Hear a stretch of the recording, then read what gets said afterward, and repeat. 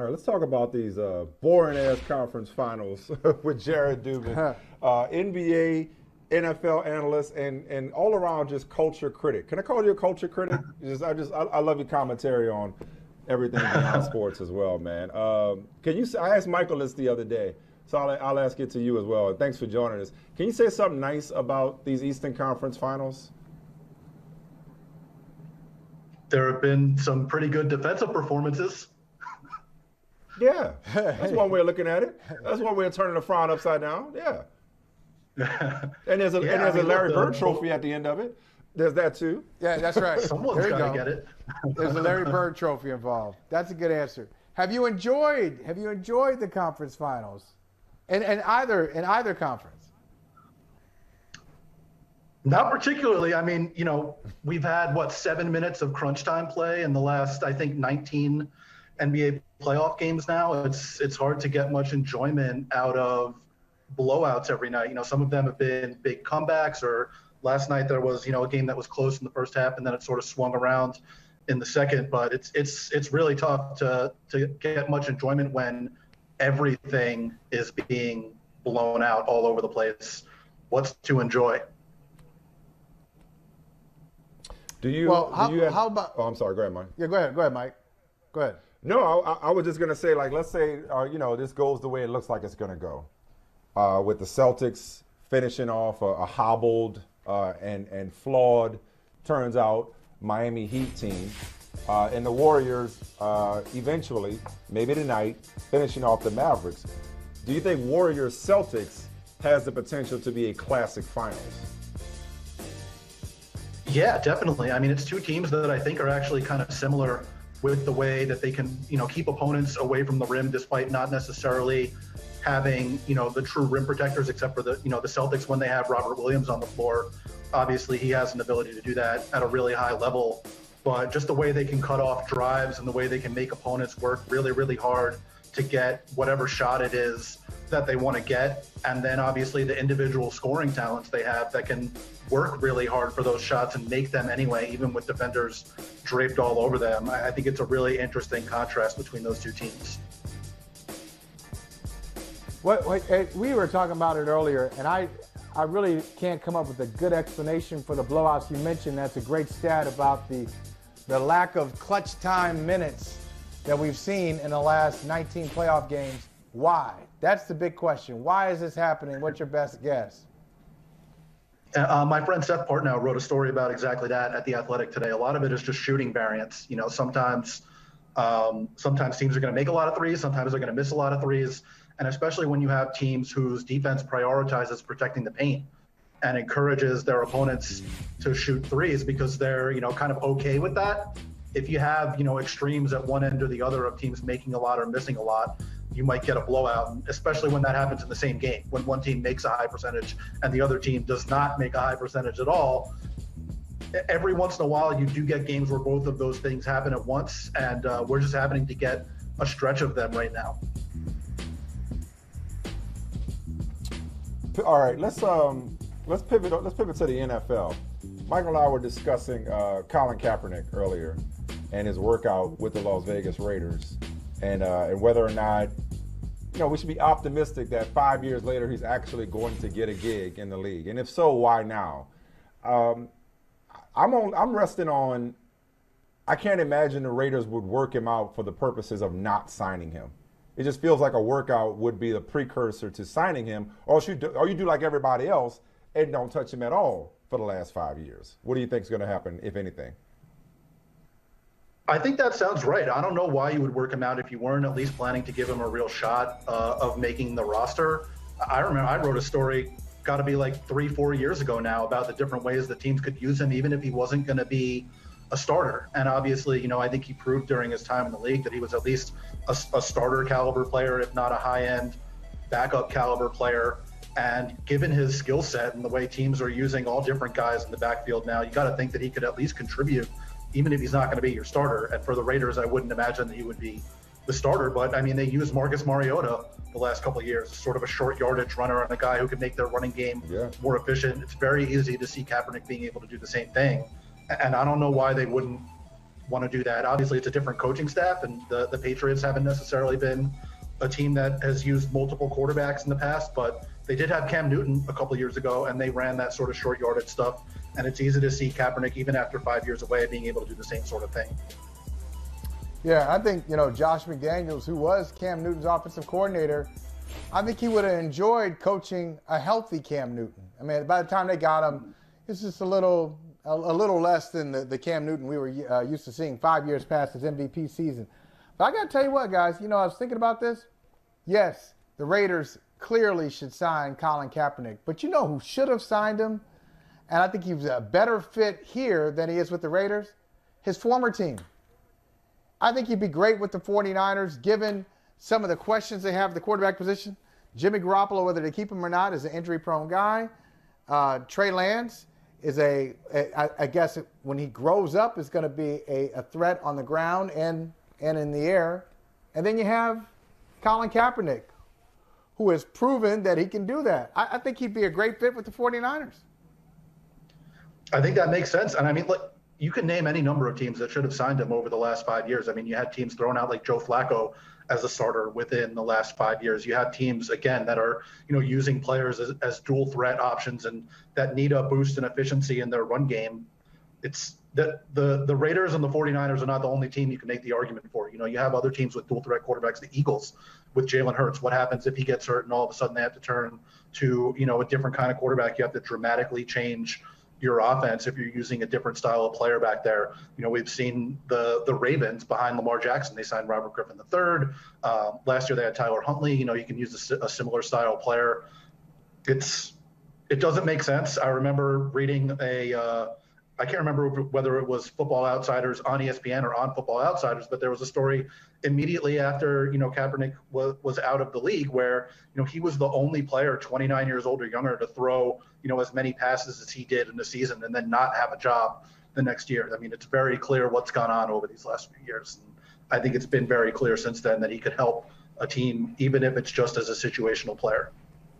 Well, and again, Michael, the cynical part of me, Jared, I was saying this to Michael earlier, the cynical part of me is manifested in like this belief that this isn't about doing right by Colin Kaepernick. This isn't about giving a qualified quarterback an opportunity. I think whether it's the Raiders or the league, this is about like, hey, we need this guy now.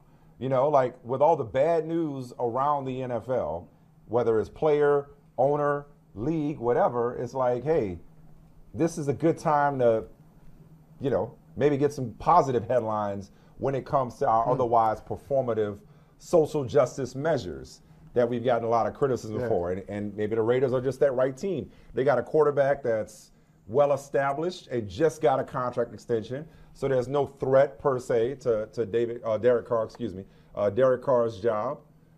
It's the Raiders. Seems like a nice fit. And Mark Davis certainly could use some positive press right about now, Jared. Yeah, the cynical part of me, I think, agrees with you too. The Jon Gruden emails that came out last year, and obviously that's the reason he's no longer with the team. You have all of this stuff, with him suing the league in court, which, the potential for more emails to come out, not just from him, but, throughout the rest of the league. You got everything that's going on with Dan Snyder. I know you guys talked yesterday on your show about Deshaun Watson and what might happen with him. There's certainly not a lot of good press going on with the league right now, which, granted, in the offseason, I think it's somewhat difficult for the league to have good press at this time of year, maybe in March, April when it's free agency and the draft. But during this time of year, it seems like the only thing that comes out is bad news. Not to mention, it's just you bring him into camp. You're not promising him the backup job. You're not saying it's a competition when the season starts. No like if you're gonna bring him in and sign him, this is the time. But Michael, I know you want to get in on this. How big of an L was that court ruling yesterday? Yeah. Where Gruden's case does not go to arbitration, but it might go to jury trial along with discovery and whatnot. And no question. And you know what I was going to say, guys, too? I'm going to ask you both this question.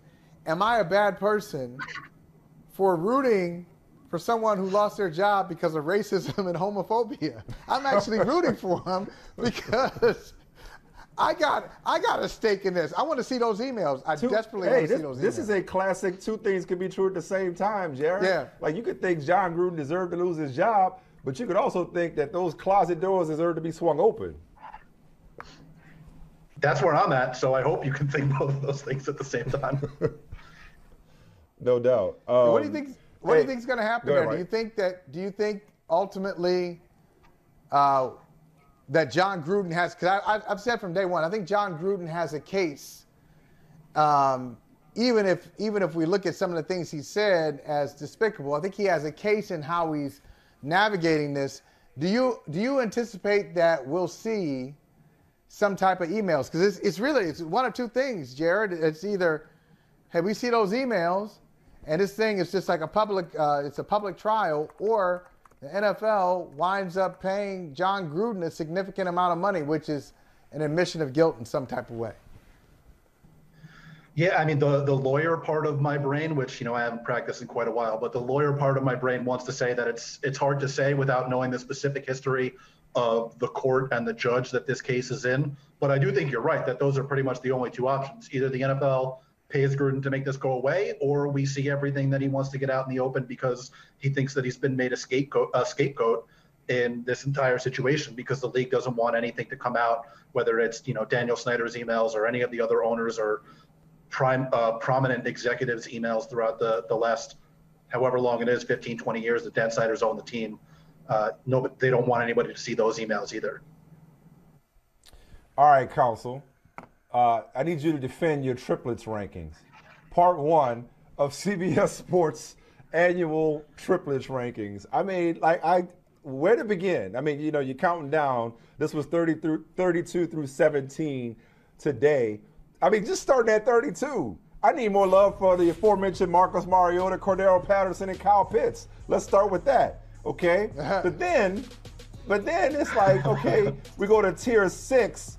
I mean, I thought the Giants and Jets are too high, even at 26 and 27. You got Carolina at 26. My man, money-making Mitch, Najee Harris, and Deontay Johnson at 25. Below Jared Goff, DeAndre Swift, and TJ Hawkinson.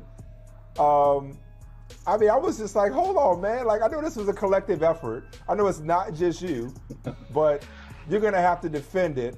I'm okay with Tua, Chase Edmonds, and Tyreek Hill at 18. And Jameis Winston, Alvin Kamara, and Michael Thomas at 17 feels low. But, we still got 16 teams to go. But take us inside your thought process here, or the staff's thought process. Yeah, so... Yeah, no, you already said it. It's not necessarily just my thought process. Obviously, I'm the one that's been doing these rankings for, I think we've done them 5 years previously. On it. So you get all the hate mail. And my name's you get all the email. You get all the tweets. You got to take the heat. Oh, for sure. I mean, it's not the first time I've been asked to defend it, and I'll happily do it. I do agree with you that the Falcons being at 32 was low to me. I was the one that had them at 26, which was the highest ranking that anyone gave them. So I'm with you on that one. I did think that the Jets especially would be lower. Zach Wilson was, to put it kindly, not good last year. And I think, there were a lot of people that had high hopes for him, but what we've seen on the field so far obviously was not all that encouraging, except for the last couple games of the year. And then, he's with 2 rookies on there in Breece Hall and Garrett Wilson. I will say that it reflects the collective wisdom of our crowd at CBS. And I do have, confidence in my colleagues and their rankings, maybe not quite as much confidence as in my own, because, there's a reason that I put the teams where I did, but I do think that it helps to have the opinions of others factored in there so that it's not just me and my, subconscious biases don't creep in there. All right, we'll pick up part 2 tomorrow. You're being very diplomatic. This is you're a good teammate, because some of these rankings don't reflect your personal views, but hey, you got to take it. So you got to speak for the group. I like the way you're doing it. Let me ask you this. Is it the group saying it, or is it you? Because I'm frankly surprised the Dolphins below average. So the Dolphins with Tyreek Hill, I mean, I thought Tyreek Hill alone would elevate them to a top 10, top 15 ranking. How do you see the Dolphins in 2022?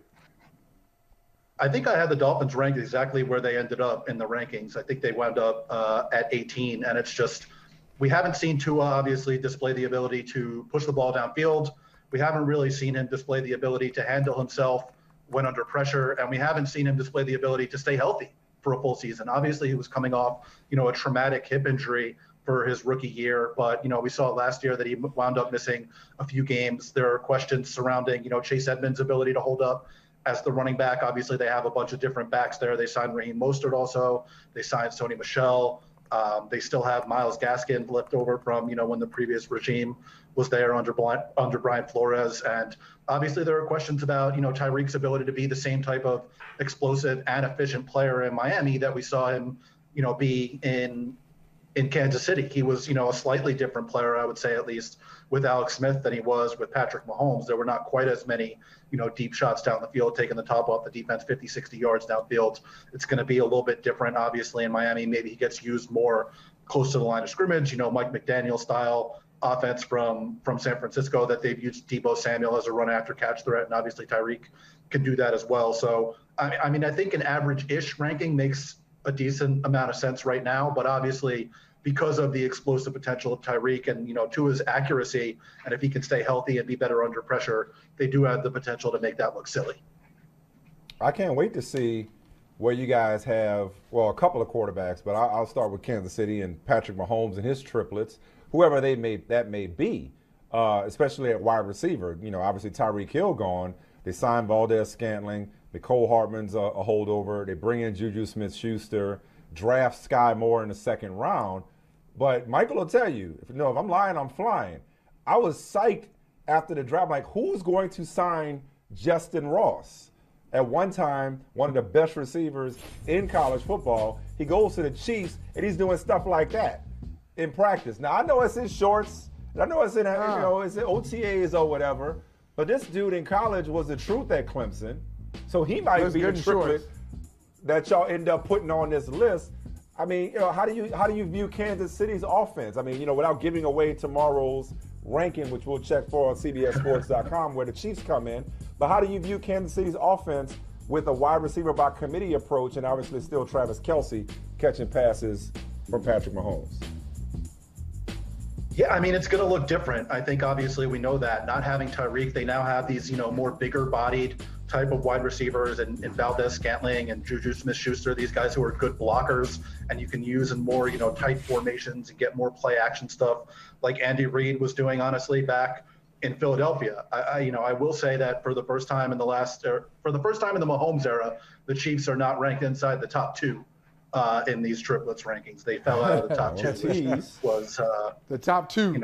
It's a tough fall for them, really. That's an upset.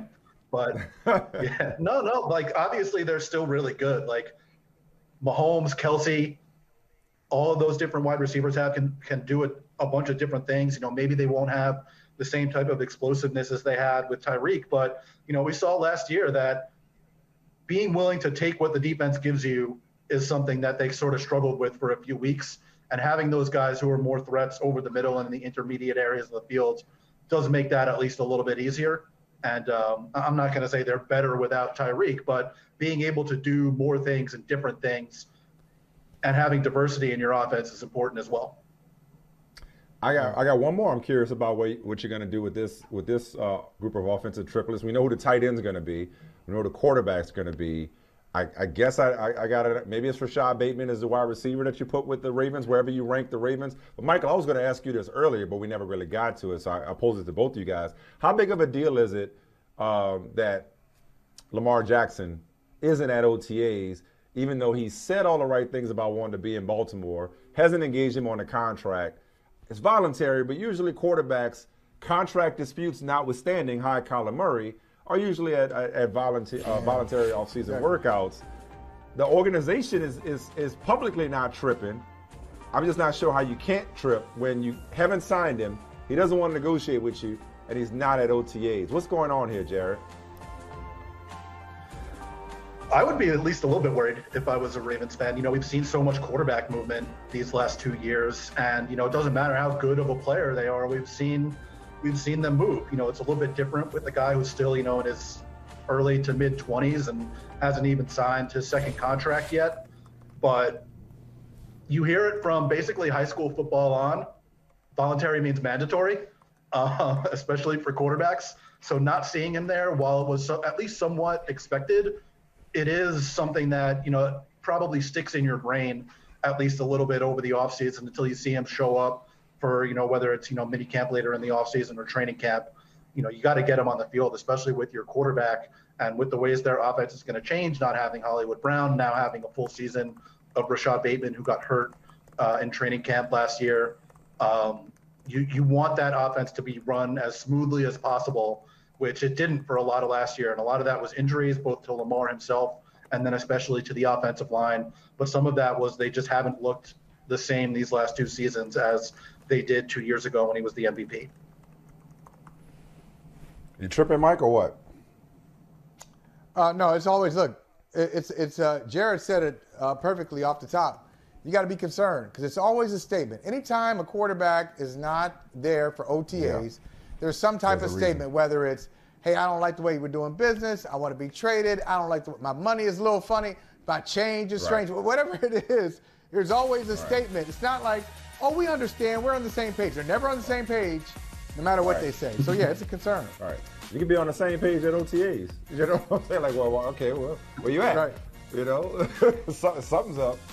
Something's up. Hey, Jared, we appreciate you, man. Thank you so much for following through. Again, love following you on Twitter, and good to chop it up with you here.